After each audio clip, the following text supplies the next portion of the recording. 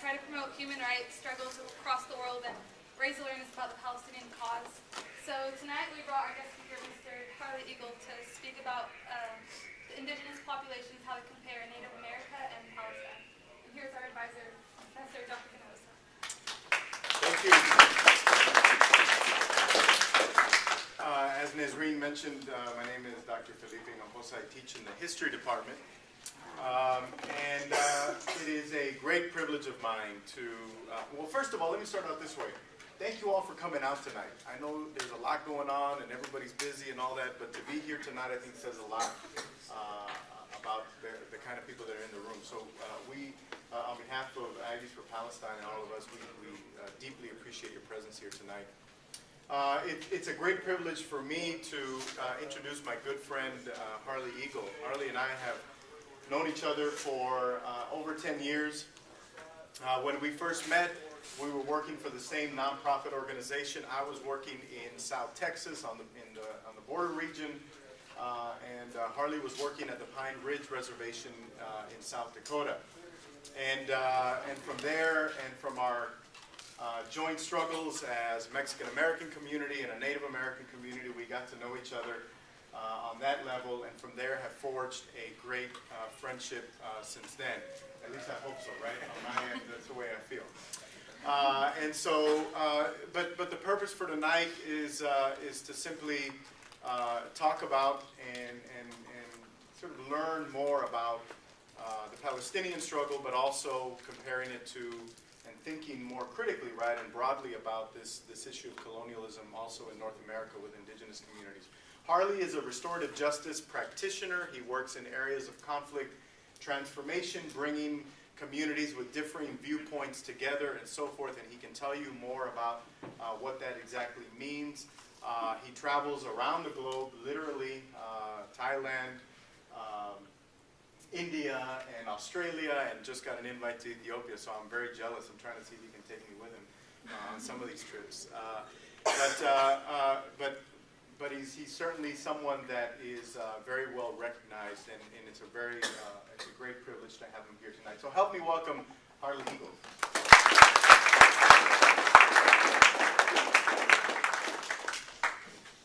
I think there's some fear of the mic going on here. I'll try not to be scared of it and use the mic. It's really good to be here with you folks. Once again, my name is Harley Eagle. I'm of Dakota descent, or it's common. My people are commonly known as the Sioux people from the Great Plains area of North America. That's on my father's side, and on my mother's side, I'm Anishinaabe, which is also from the Great Plains area, a little more woodsland, a little further north. That's on my mother's side. Interesting to note that both of those words, Dakota and Anishinaabe, in translation to English, they mean human being. And it's even a little more encompassing than just who we are as people. It means like a person who's a part of all, a human being who's a part of everything. That's the literal translation of both those words. I want to start by acknowledging the people that were originally on this land.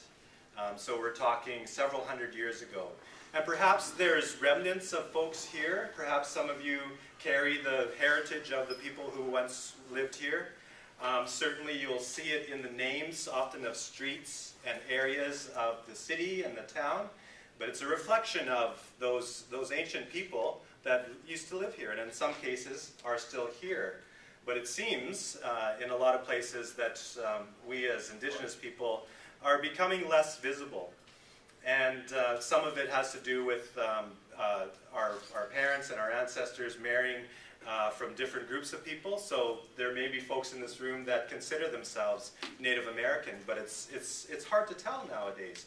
So I want to make sure that I acknowledge those people that are in the room, that perhaps carry the blood of the ancient people that have lived here for thousands of years. And I want to name just a few of those people and those people groups. So as far as I can tell, and as far as I know, and I certainly don't know everything, and I'm willing to learn more. So if you can help me later, come up and tell me your knowledge of this area. But the Bede people, the Karankawa, the Caddo, and the Comanche are just a few. And then, with the coming of European folks and the process of colonization happening a few hundred years ago, it also forced indigenous people into this area of the globe. And so we recognize the Alabama people, the Cherokee, the Kickapoo also. So, and those, like I say, those are just a few of the names. And one of the things I like to remind folks is that for indigenous people, borders weren't the same as we have in a Western understanding or a European understanding of borders. Oftentimes, special sites were shared by many groups and many different nations, and borders were flexible, and they fluctuated due to many different reasons. But that had to do a lot with the understanding that the land was not, you weren't able to own the land. The land was a part of you. The land, you were a part of the land. And so in the words of a famous leader who said, how can you own the land in which your people are buried? So there's a different worldview, a different understanding. I also want to acknowledge, in situations like this, when I'm speaking to groups, I try to acknowledge the elders that are in the room. And I'm not sure, I think I'm probably the oldest one here, so I guess I acknowledge myself in the room. And another thing that's important to the worldview that I strive to live by is to acknowledge the women in the room. For many indigenous teachings, the women were the life carriers. They were the knowledge keepers. They were the ones that taught those very fundamental, foundational values that we carried as indigenous people.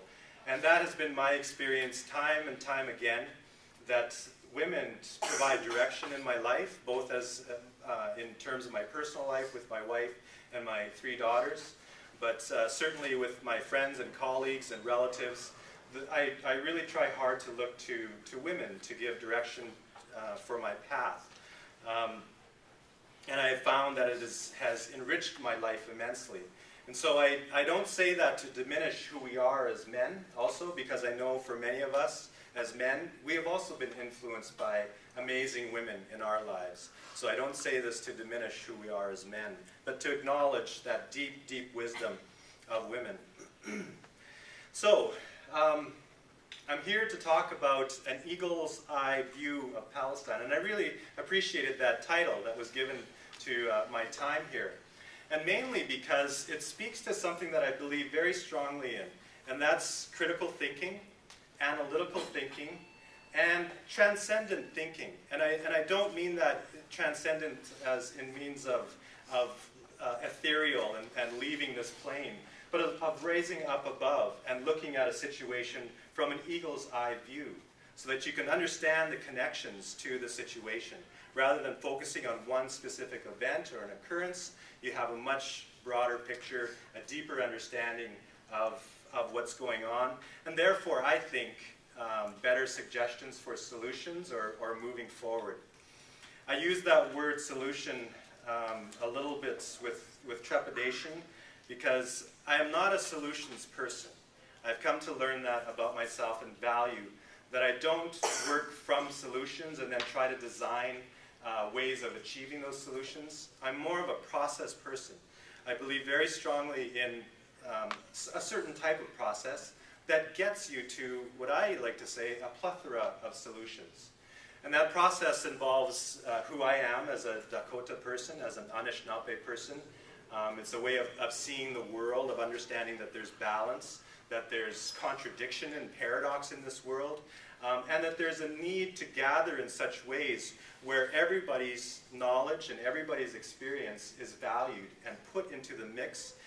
Humility is a big part of that, because you have to let go of your own thoughts and solutions and offer it to the group so that you can move forward together in the best way possible. And that, to me, also points to many different solutions that arise when you meet that way. So it's a circle process, is what I call it. And Felipe mentioned that I work in the area of conflict resolution and conflict management and this thing called restorative justice. I won't go into explaining that process, but it's a way of dealing with crime and conflict in a way that everybody's voice is brought together to figure out how to deal with a problem or a crime, instead of having a set of rules or a judge that says, well, it says here that this is how we must deal with this, so that's how we're going to do it. It's about really reaching true accountability, so the person who's done the harm is really held accountable. They have to come up with and realize the harm that they've done and then work towards being held accountable. And it also works at healing the person who's been harmed, really taking care and taking all the considerations of the harm that's been done to them in mind, and then moving forward together. That's, in a nutshell, restorative justice. But it follows a process, and that process is built on an ancient understanding of who we are as human beings, that it's about balance, it's about acknowledging that we have an aspect of a spiritual aspect of ourselves, we carry a spirit within ourselves, that our emotions are very important. It's important to have what they call nowadays emotional intelligence. It's the ability to share your story and to be heard. That to me is what justice is. It's about the ability to say, this is what has happened to me, and to be fully acknowledged for that, and steps taken to address that. That to me is about justice and sharing our emotions around occurrences in our lives. And then it's also about the physical part of ourselves. We have a physical body. But even more than that, it's about understanding how things work together. There's a reason why your body might have a headache one day. There's a reason why. You know, it's understanding that everything is connected and that there's a physical relation in all things, and certainly in who we are as human beings.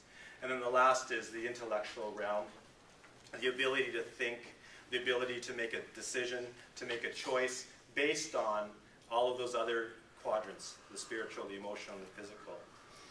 So I want to talk a little today about my experiences in Palestine and my experience of being an Indigenous person from this part of the world.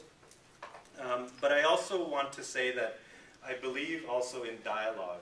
I love, I don't know if any of you have experienced talking circles, listening circles, or healing circles, but it's time, you know, a lot of group work is done in circles where everybody has the opportunity to share and talk. That's what I really enjoy, and I facilitate a lot of those kinds of circles, because then I get to hear your thoughts and your comments, your experiences, your genius and brilliance, because we all carry genius and brilliance. So I want to make sure that I leave sufficient time to hear what you folks have to say. Maybe even what stands out for you in what I talk about, or perhaps what you hear as others share.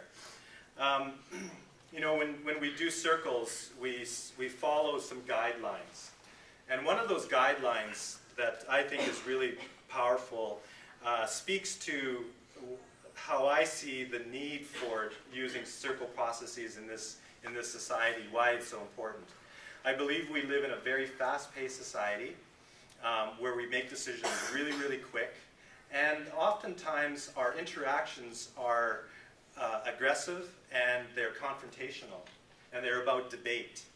I believe more in dialogue. And so just one of the guidelines that we use often in circles, we remind folks to speak to the issue at hand from your experience, from your thoughts, and refuse or resist the urge to fix other people in the circle. So it becomes more focused on yourself. This is what I think, this is my experience, and this is what I'm going to share with the group. And it becomes less about saying, I don't agree with you, I disagree. Because even those words, if you were having a conversation and I said to you, I disagree with you, it sets this tone of right away confrontation, and then the other person is going to push back. But if you talk in different ways that are less confrontational, you can get to much deeper places. And you can get to, once again, what I call the plethora of solutions. More ideas are shared, and there's more ideas to work with rather than the fight. And I'm saying some of these things because that was one of my main entry points into my experiences in Palestine. Felipe mentioned that we work together in a nonprofit, and it It was a faith-based nonprofit, and I still work for this organization. It's a Mennonite organization, and I don't know if you know much about the Mennonites, but they believe in peace and justice, social justice issues. And one of the things that they've done a lot in the last 30 years is working on this issue of restorative justice, conflict resolution. Some of the bigger names in the conflict resolution world are of Mennonite persuasion. So this organization also has an aspect to it that they call connecting peoples. And that's one of the reasons why I get to travel around a bit, is because it believes that it's important to bring people together, to share their experiences and find those commonalities and find different ways of dealing with various issues. So that's another reason why I first got to go to Palestine as part of a Connecting Peoples trip. And actually it was an exchange. So we had Palestinian folks coming over to North America and visiting with indigenous communities here, and then several of us went over and visited in Israel and Palestine. And one of the groups that we visited with was a conflict resolution organization in Bethlehem. And they look to their traditional ways of dealing with conflict. And they use a process called sulhal, which, and I'm sure I'm not doing justice to that Arabic word, but from my understanding of my friends who work on this process, it's referring to drinking coffee. It's referring to coming together as a group of people to work on a solution or to work through a conflict. It's about coming together, being social, drinking coffee, and speaking, everyone having the opportunity to speak towards how do we address this situation. And I'm saying this because that way of dealing with conflict is not only found in the Wiyam or the Arabic way of dealing, or the Sulhal process, or my Native American experience. We've been using circles like that for thousands of years, and I've met so many people from all over the world that have said we have a very similar process of gathering together to deal with conflict. So that was. You know, I think in this day and age too, we have a limited understanding of conflict and how to deal with conflict. And I think if we could look to some of these ancient ways of dealing with conflict, it would provide us with avenues, different avenues, other avenues of dealing with various situations across the world, whether they're in our families, our communities, or even in nations. So certainly conflict is something that I've come to understand as it shouldn't be shied away from, that we should figure out a way of embracing it, and I like to call it getting comfortable with the uncomfortable, because it's really uncomfortable. Dealing with conflict is not a nice thing to do. So if you have a process that you can follow, it's that much more easier. So and part of that, and central to that, is thinking about systems. I'm not sure if you folks have done much study around systems and understanding how things are dynamic and work together to follow a way of being. You know, it's a system, and what happens if you introduce something new into a system. The feedback loops and those kinds of things happen. And critical thinking, I believe very strongly in critical thinking, and I think that was a hallmark of Indigenous worldview. Was taking the time to really think carefully about whatever the situation is that you found yourself.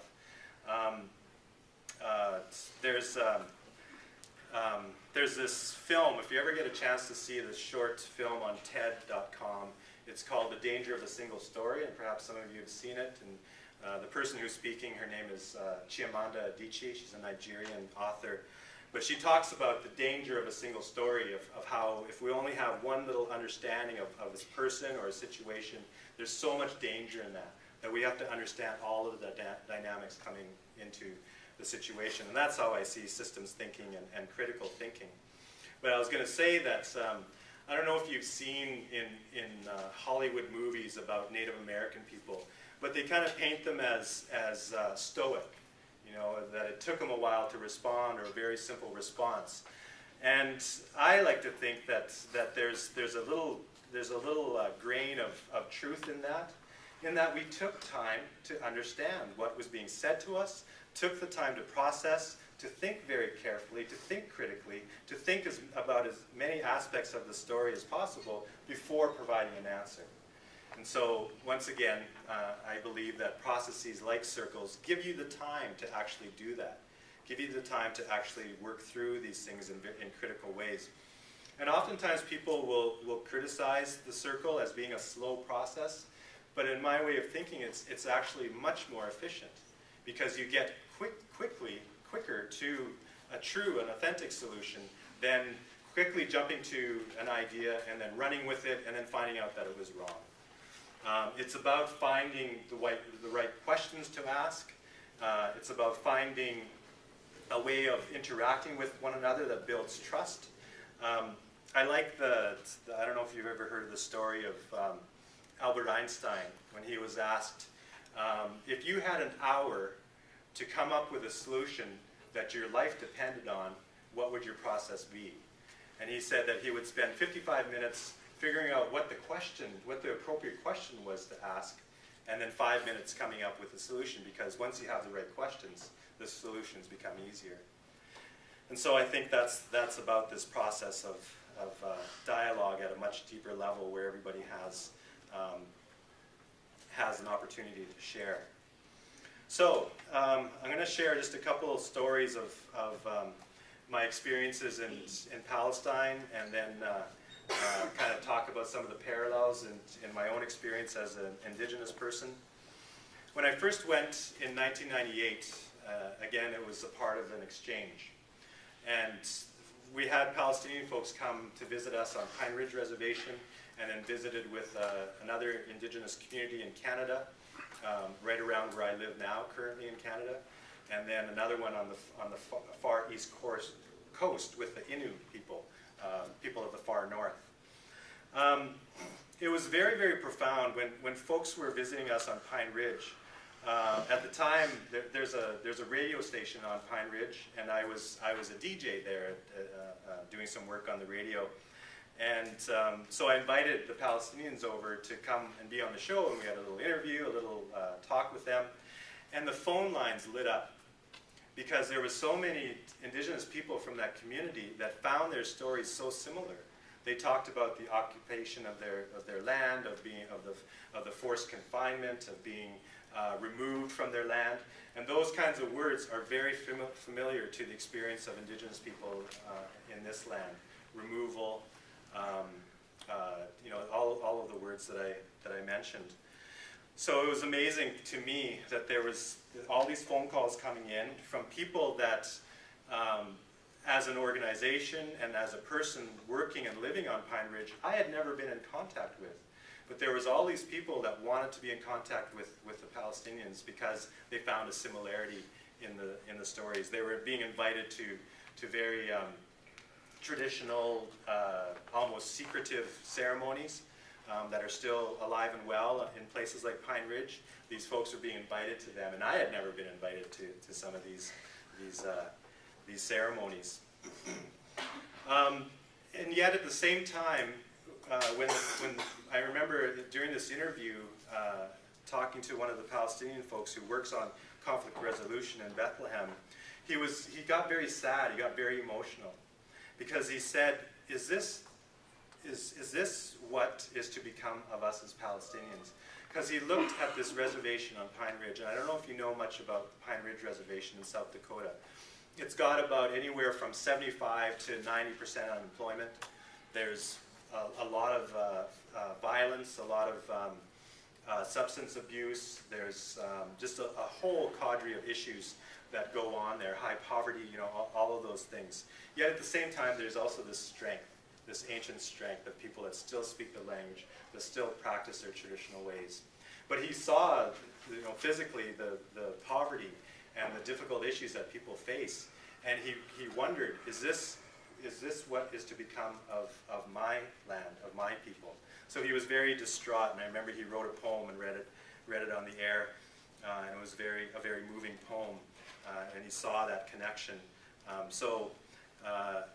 I guess what I'm trying to say is that we saw similarities both with the very difficult and with the cycles of violence that get set up when groups of people are are confined and forced into confinement and those kinds of things. And it's not just Palestinians or Native American people, it's people all over the world that go through these cycles.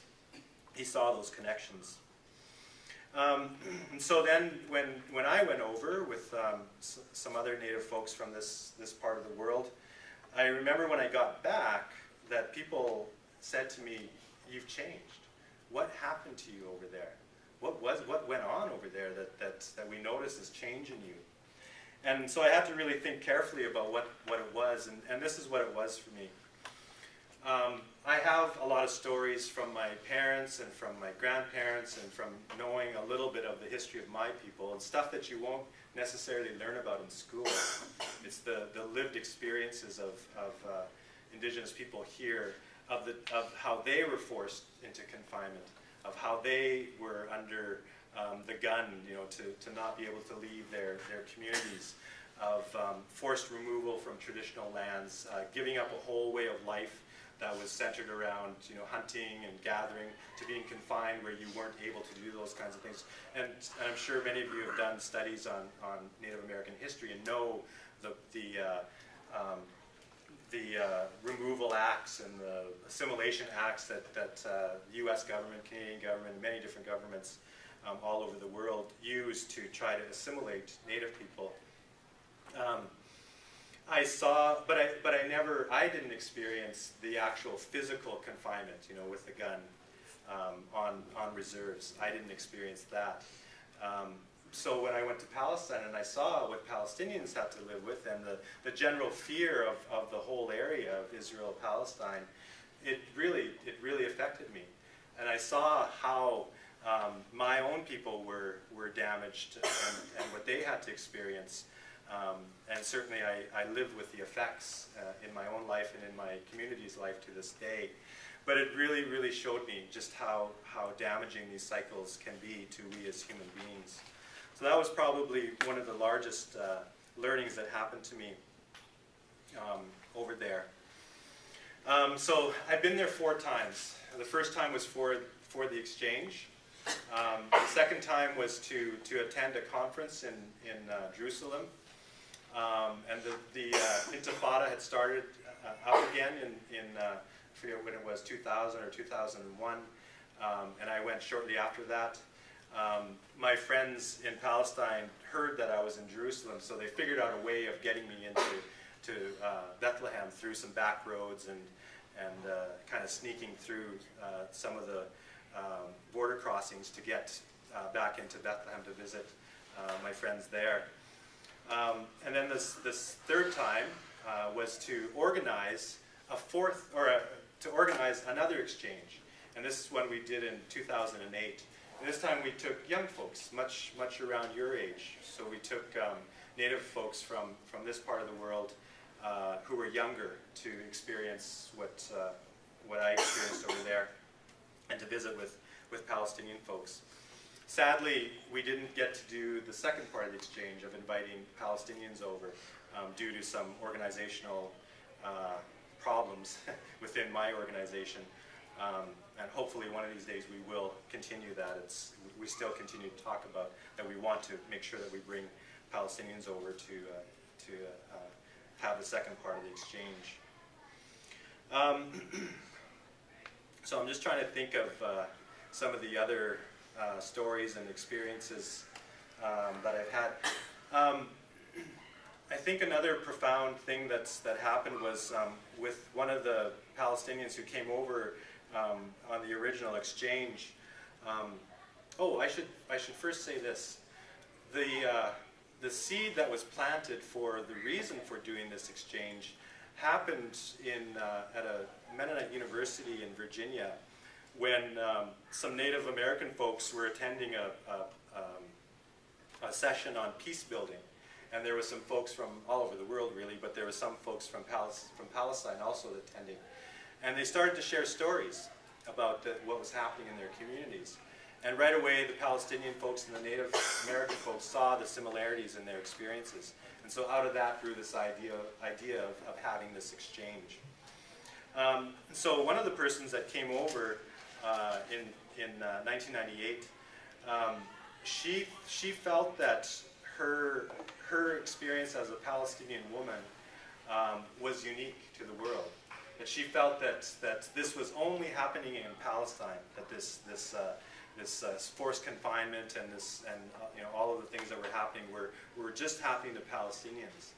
So when she came to America and Canada and saw what had happened and what continues to happen with Native American peoples, it opened her eyes, and she realized that this is a part of a much older story. It's a similar story to many people from all over the world.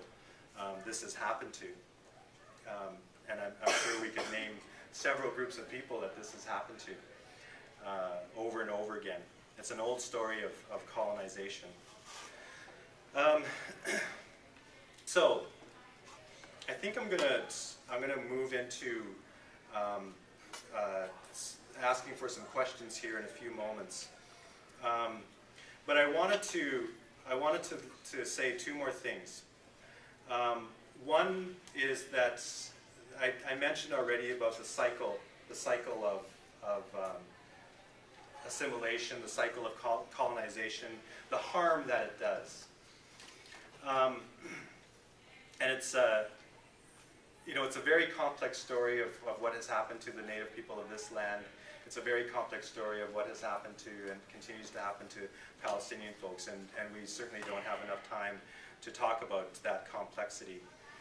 But I wanted to raise one occurrence that happened to Native folks here in this part of the world, and actually many parts of the world, but one that I find that is not really known about, and maybe some of you will know about this, but a lot of people don't realize that this happened. In the late 1800s, I think it was around late 1870s, there was this policy that was put in place called the boarding school policy for Native American people. It was sold to Native people, to Native leaders, by saying, if you educate your children in Western ways, you won't be taken advantage of anymore.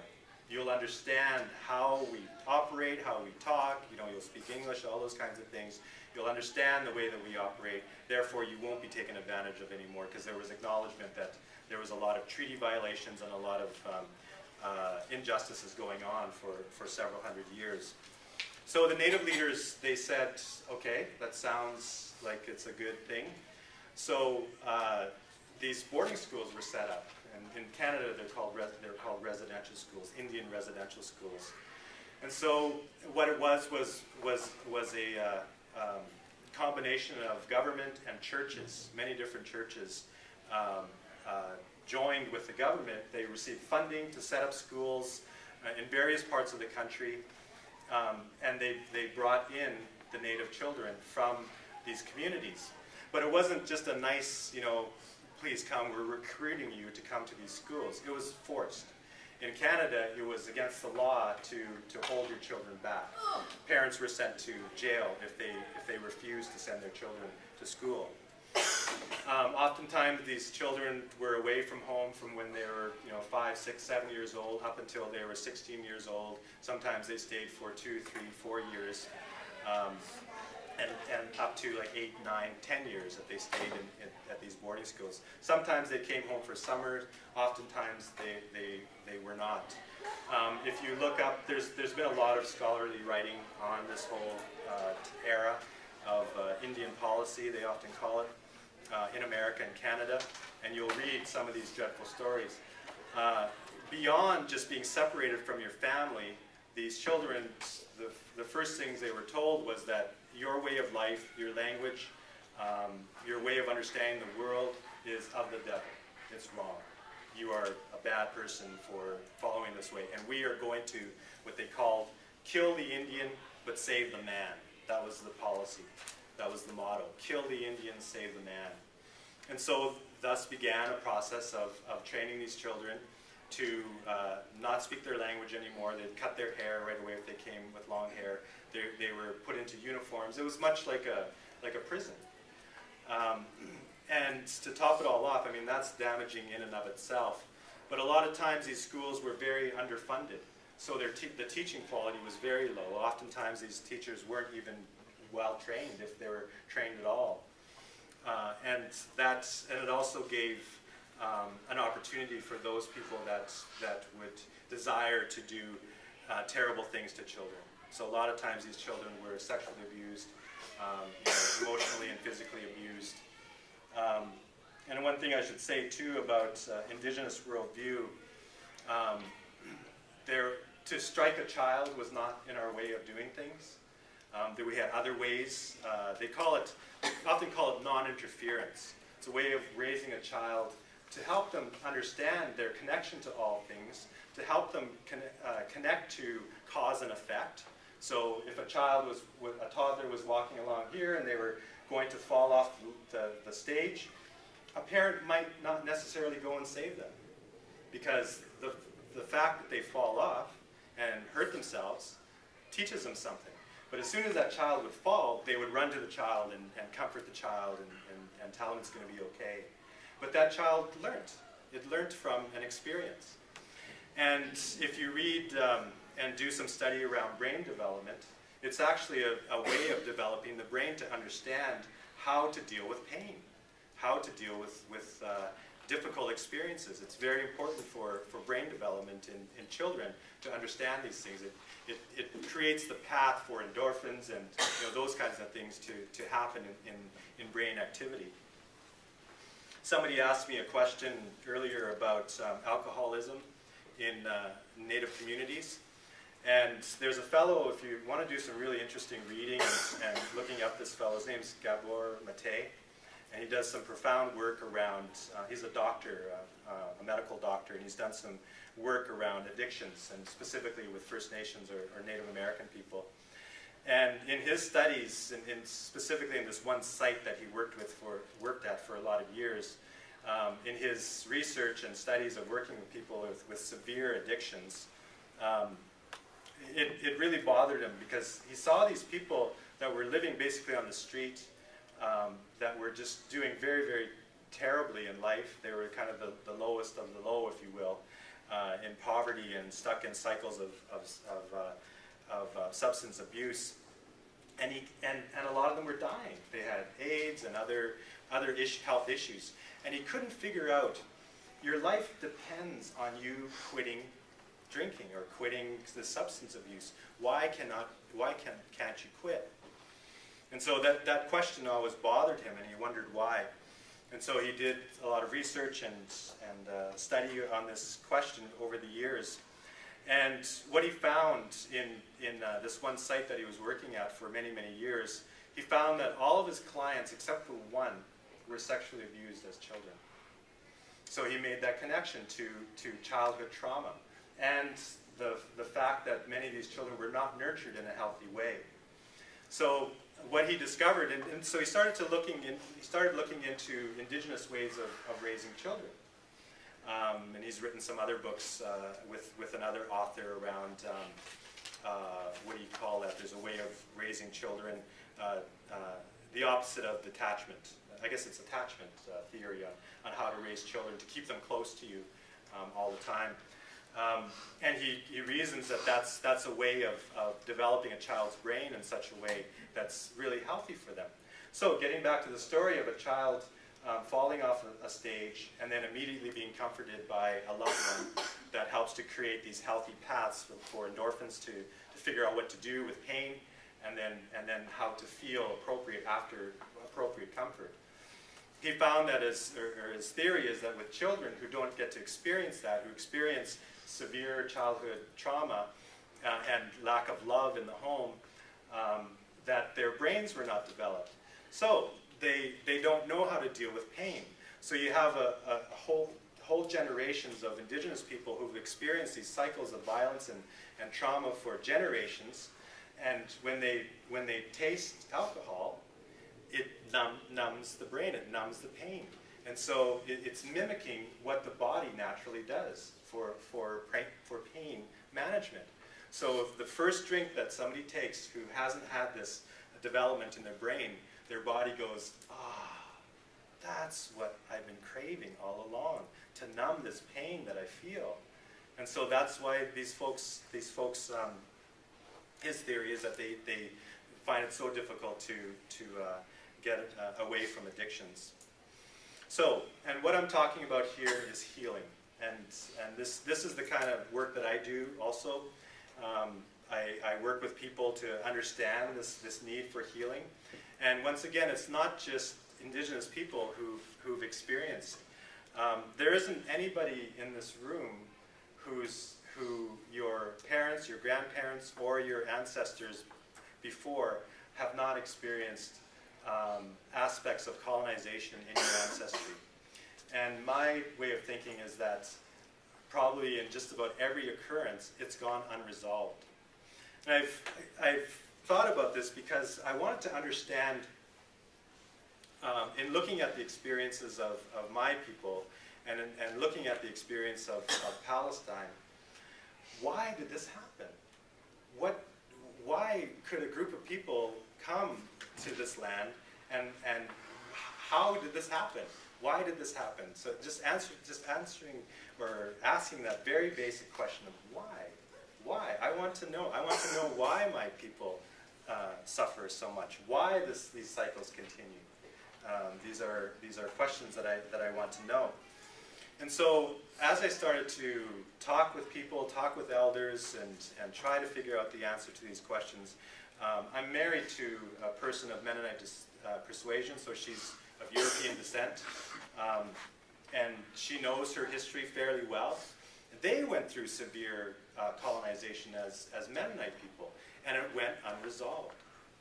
And so you have generations of people in places like Europe who have experienced severe trauma, colonization maybe 1,000 years ago, but it went unresolved. And as the group of people that were suppressed began to regain some of the power, but their experience with colonization has gone unresolved, then you don't experience a healthy way of being raised as a child of like I was talking about here with children, and you develop patterns that end up creating in you the colonizer. You become what you hate. And I say this very much from an understanding of this is what I'm seeing in my own communities.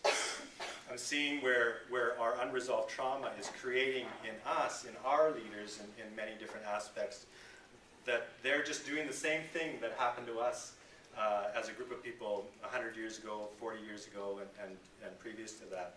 But we're now doing it to our own people because we haven't resolved, we haven't healed from these cycles of trauma and this pain that we carry within ourselves. And we become the oppressor even in our own communities. And that's another reason why that I feel that it's very important for myself as a male to make sure that I acknowledge women in this room, because I see the cycle of sexism is alive and well in this society.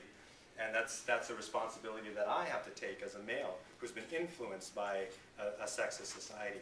So it's important for me to acknowledge that and to really try my best to seek direction from women and listen very carefully to women's experiences.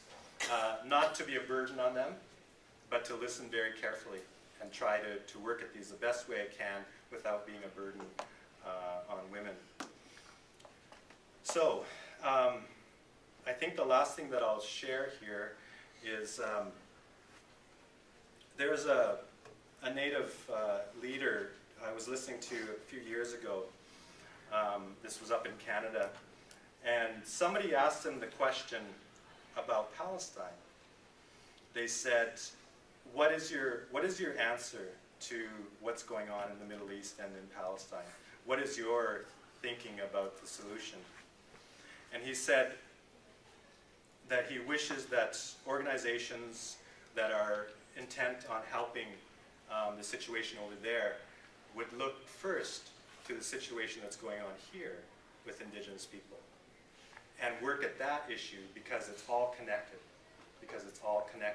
That's not to say that we forget about what's going over there, but it's connected here because it's a very similar pattern of what's happened here and that continues to happen here to this day, and that's gone unresolved. And that we all have a responsibility in this. It's not just an Indian problem.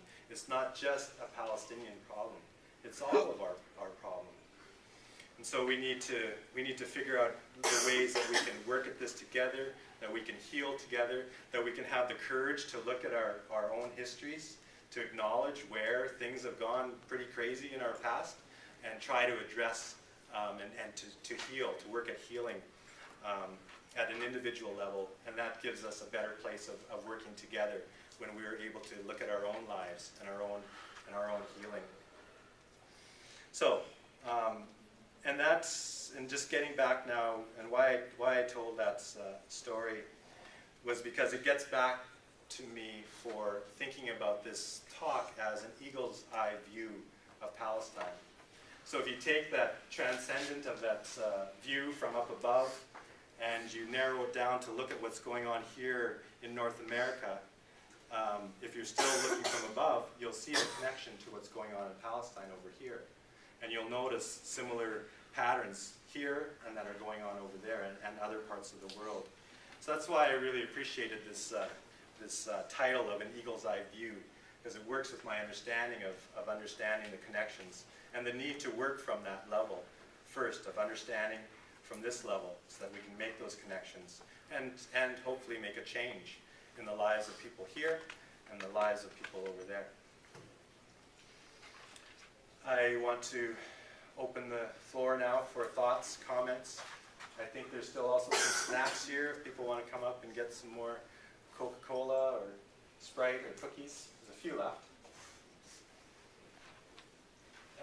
First of all, I really appreciate you coming out here as being born in America but of Palestinian descent.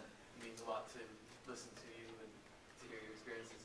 But I have a question for you about your original point you made on restorative justice, on bringing the accountability to the oppressor and healing to the oppressed. And you said to try and avoid the blame game, just talk about your own experiences rather than saying, I disagree with you or I disagree with him. How do you bring the oppressor to the table to discuss this? Because what he really does not stand to benefit to stand at the table and discuss with the person who he's oppressing for his own benefit. Right. So what's the correct approach to bring him to the table? That's a really good question, and you should probably know this about me. I talked about this movement or this thing called restorative justice. When I use that phrase restorative justice, it's referring to a 30-year-old movement that the Mennonites have been involved with and other conflict resolution people have been involved with. But it's only 30 years old. And so indigenous people from all over the world have a much deeper understanding of what that means to bring people together. And I think the movement of restorative justice does well when it can actually bring people together that is appropriate too. But it doesn't know how to deal with exactly what you're saying. First, how do you actually bring people together? And that's where I think that indigenous stories and understandings of that kind of thing, of what you had to do to actually bring people together, are very important. So there was different modes that people could use to wake somebody up, if you will, that was refusing to see their connection to the larger story. Some of those things were things like banishment. Some of those things were things like providing the appropriate people to go and talk to this person. There was various means. But fast forward now to this day and age, and how I see working at that is awareness building, but it really has to be appropriate awareness building. I think there's an issue with we have to get beyond seeing just mainstream media as our only awareness building tool. That we need to bring people together, more connecting opportunities of bringing people together to heal these, to hear the stories of what's going on, to make connections in different ways and not just debate. And that's why I talk about myself as a process person, because I believe that there's a process that's helpful for actually bringing people together so that they can actually hear that this is a problem and this is how it's hurting you too, even if you are in the oppressor group. It's hurting you also. And so there's a need for us to address that. So it's about process, finding that appropriate process. So Any other thoughts or questions? I kind of along the lines of what he was talking about, bringing the oppressor to justice, or at least a recognition. There are two professors, Mearsheimer and I forget the second, but they wrote The Israeli Lobby and American Foreign Policy, and two of the things that they talked about was one, that Netanyahu and the Likud party and the far right in Israel refuse peace and refuse a two-state solution because they don't stand to benefit. They want settlement expansion, and if you stop the settlement expansion, then, I mean, if you gain peace, then there's no more settlement expansion, so they don't want that peace, and they're pretty public about it. And the other thing that they talked about was the fact that America provides $3 billion a year in just military belonging to the Israelis, zero to the Palestinians. And so I was just wondering, from your experience in Palestine, like how aware are the people there on both sides, both in Israel and in Palestine, of these facts on like this collusion between two governments, so that basically isolate them? Right. Well, I mean, I think there are people that are quite aware of those kinds of dynamics, but there's also a lot that aren't. And I think when there's the element of fear, survival, unresolved traumatic experiences, it just muddies the water, and you can't even hear carefully. For me, in some of the processes that I'm involved with, where we bring people together who are in conflict, if you don't figure out a way of clearing the air, if you will, people just won't even hear, because they can't, because they have all of these voices and noise in their head that's based on their experiences and their beliefs and all of those things that don't even allow them to hear. It's almost like a physical manifestation. And so once again, I go back to process. That if you can work with a process that allows people to enter into a situation to hear clearly, then I think there's hope. I'm not a proponent of Western processes. I'm thinking let me put it this way. The American style of governance is built on that. It originally looked to the Iroquois Confederacy, the Six Nations, or there was 5 nations then, it's since become 6 nations. It looked to the Iroquois Confederacy of how to develop and how to operate as a nation. You see the bundle of arrows in the eagle's footprint, talons? It's that concept of together we've got a lot of strength. And that comes from indigenous understandings from the Iroquois Confederacy. But there were some things that were left out when the forefathers of the American governance system, they left out, one of the things they left out, or two of the things they left out, was that women had, actually in most indigenous communities in this part of the world, women had ultimate authority in the community. They were the ones that would put male leaders in place, and if those male leaders misbehaved, they could pull them back.